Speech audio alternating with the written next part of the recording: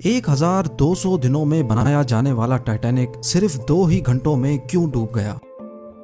10 अप्रैल 1912 ये वो दिन था जब दुनिया का सबसे बड़ा और महंगा तरीन बहरी जहाज टाइटैनिक अपने पहले सफर के आगाज के लिए बिल्कुल तैयार था। उस दिन अटलांटिक ओशन बेहद पुरसुकून था और समंदरी तूफान आने का दूर दूर तक कोई चांस नहीं था।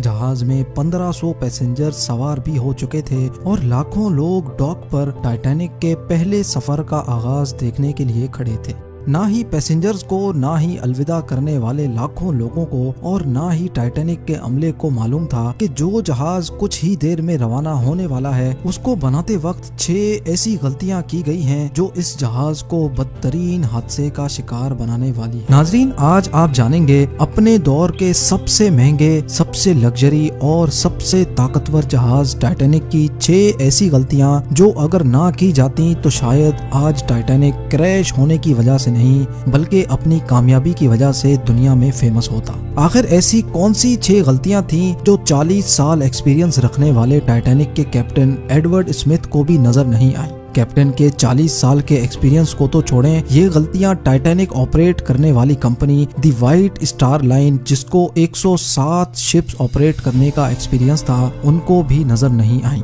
और तो और ये गलतियां टाइटैनिक मैन्युफैक्चर करने वाली कंपनी हार्लैंड एंड वुल्फ को भी नजर नहीं आई, जिन्होंने सिर्फ टाइटैनिक से पहले ही 500 से ज्यादा शिप्स मैन्युफैक्चर की थी। टाइटैनिक की कंस्ट्रक्शन 1907 में शुरू हुई थी और तकरीबन 3 साल का वक्त और 2000 वर्कर्स की मेहनत के बाद जहाज को तैयार कर लिया गया। अब जहाज पूरी तरह से तैयार हो चुका था, लेकिन इसको टेस्ट करने का फेज अभी बाकी था। टाइटैनिक बनाने वालों का उस पर भरोसा तब मजीद बढ़ गया जब टाइटैनिक ने अपना पहला टेस्ट रन कामयाबी से पार कर लिया था। टेस्ट पास करते ही पूरी दुनिया में मुख्तलिफ अखबारात में इसकी मार्केटिंग की गई, जिसकी हेडिंग थी अनसिंकेबल टाइटैनिक, यानी कभी न डूबने वाला जहाज बना लिया गया है। जहाज का पहला सफर इंग्लैंड के शहर साउथहैम्पटन से शुरू होना था, जिसका दिन 10 अप्रैल 1912 मुकर्रर किया गया और जिसकी मंजिल अमेरिका का शहर न्यूयॉर्क थी।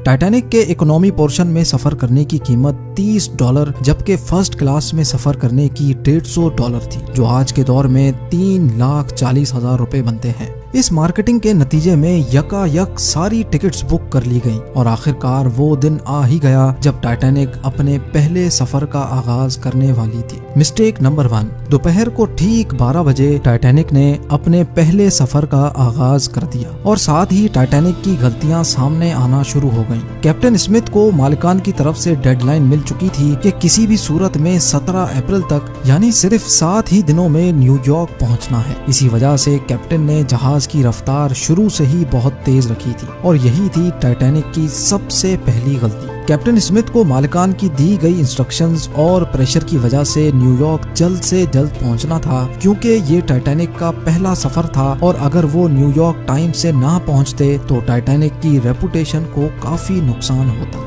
दुनिया की कोई भी गाड़ी हो, मशीन या फिर जहाज, उनके कई ऑपरेटिंग प्रोसीजर्स होते हैं, जिनमें स्पीड लिमिट भी इन प्रोसीजर्स का एक पार्ट होता है और वो पार्ट टाइटैनिक के सफर के आगाज में ही वायोलेट किया गया था। थोड़ी ही देर में जहाज साउथहैम्पटन के पोर्ट को इतना पीछे छोड़ गया कि अब दूर दूर तक नीले समंदर के अलावा कुछ नजर नहीं आ रहा था।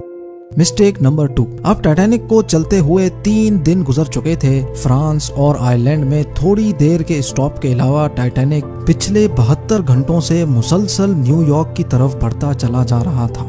ये 14 अप्रैल 1912 की शाम थी। समंदर पर हर तरफ खामोशी और धुंध छाई हुई थी, जिसकी वजह से विजिबिलिटी भी काफी कम हो चुकी थी। उसी रात एक और बहरी जहाज जो कि टाइटैनिक से कुछ घंटे ही आगे था, उसके कैप्टन ने वायरलेस पर टाइटैनिक को समंदर पर तैरती हुई चट्टानें यानी आइसबर्ग्स के बारे में वार्निंग दी थी। एक्सपर्ट्स का मानना है कि ये वार्निंग कम से कम भी 6 बार दी गई थी, लेकिन वायरलेस ऑपरेटर्स की कोताही की वजह से इंतहाई इंपॉर्टेंट वार्निंग्स इनसे मिस हो गई। उनके लिए शायद ये नॉर्मल बात थी, लेकिन यही थी टाइटैनिक के अमले की दूसरी गलती, क्योंकि टाइटैनिक अपने तर्ज का पहला लग्जरी जहाज था और इसमें कई VIPs भी मौजूद थे। इसी वजह से ज्यादातर टाइटैनिक का अमला फर्स्ट क्लास पैसेंजर्स की खिदमत में मसरूफ था। अगर इन वार्निंग्स को सीरियस लिया जाता तो आगे का पूरा सीन ही अलग होता।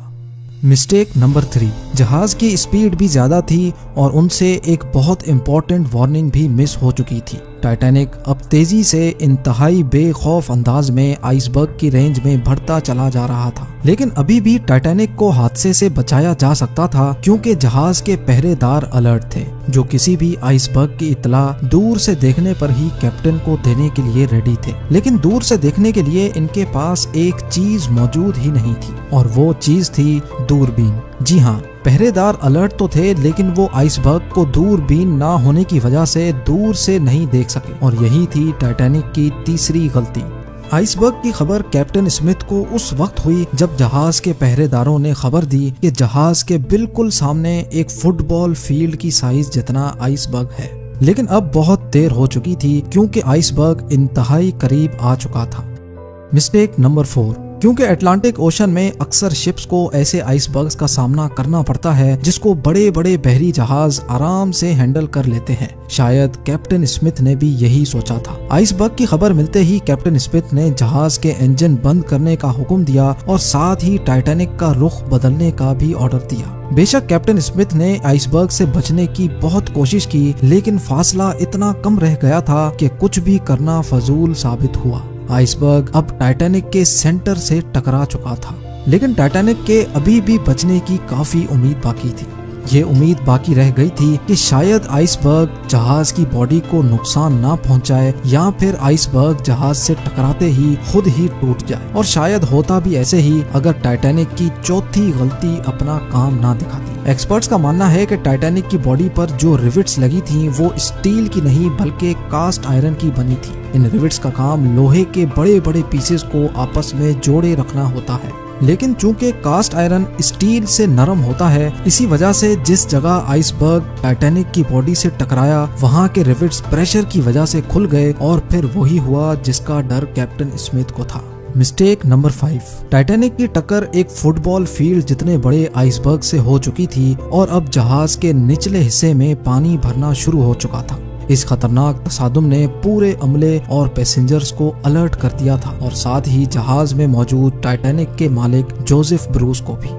बेशक टाइटैनिक में पानी भरना शुरू हो गया था, लेकिन अभी भी टाइटैनिक के बचने की उम्मीद बाकी थी, क्योंकि टाइटैनिक को ऐसे डिजाइन किया गया था कि अगर इसके 3 फ्लोर्स में पानी भर भी जाए फिर भी ये नहीं डूब सकता। लेकिन बदकिस्मती थी इस जहाज की कि 3 फ्लोर्स को क्रॉस करके पानी अब 4थे फ्लोर तक जा पहुंचा था। अब मामला हाथ से निकल चुका था। टाइटैनिक आहिस्ता आहिस्ता ओशन में डूबता जा रहा था। अब जहाज की फिक्र किए बगैर इसमें मौजूद पैसेंजर्स की जान बचाने का वक्त आ चुका था। कैप्टन स्मिथ ने रेडियो पर इमरजेंसी अलर्ट जारी कर दिया। जब तक कोई मदद के लिए आता तब तक पैसेंजर्स को लाइफ बोट्स में शिफ्ट करने का प्लान किया गया, लेकिन इस मौके पर 5वीं गलती ने अपना काम दिखा दिया। जी हाँ, जहाज में टोटल 32 लाइफ बोट्स की जगह थी, लेकिन कोताही की वजह से सिर्फ 20 बोट्स ही रखी गई थी। पैसेंजर्स थे 1500 और बोट्स थी सिर्फ 20।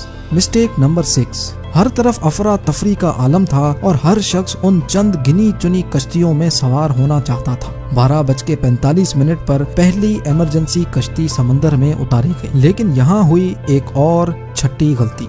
अफरा तफरी के आलम में कश्तियों को पूरा भरे बगैर ही समंदर में उतार दिया गया, जिसमें ज्यादातर फर्स्ट क्लास पैसेंजर्स को तरजीह दी गई थी। यानी जो लोग ज्यादा अमीर थे उनको पहले बिठाया गया था। कश्तियों में अगर ज्यादा पैसेंजर्स को बिठाया जाता तो इंसानी जानें कम जाया होती। अब जहाज तेजी से समंदर में डूबता जा रहा था। 2:18 पर शॉर्ट सर्किट की वजह से टाइटैनिक की सारी रोशनियां बुझ गई थी और अगले ही लम्हे जहाज टूटकर 2 हिस्सों में तकसीम हो गया। यूं टाइटैनिक को समंदर के अंदर मुकम्मल तौर पर डूबने के लिए 2 घंटे 40 मिनट लगे और इस तरह 1500 लोग अटलांटिक ओशन के ठंडे पानी में डूबकर मर गए। आपको एक और बात भी बताते चलें कि पानी का टेम्परेचर उस वक्त -2 डिग्री सेंटीग्रेड था। मतलब अगर पैसेंजर्स इस ठंडे पानी में छलांग भी लगाते तो बचने का कोई चांस नहीं था, क्योंकि इंसान इतने कम टेम्परेचर में 30 मिनट से ज्यादा जिंदा नहीं रह सकता।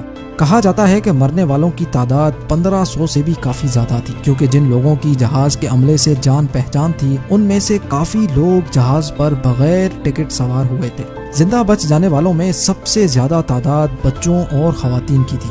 दूसरी तरफ कैप्टन स्मिथ था जो सारा वक्त लोगों की जान बचाने में लगा रहा और वो आखिरी आदमी था जिसने डूबते जहाज से छलांग लगाई।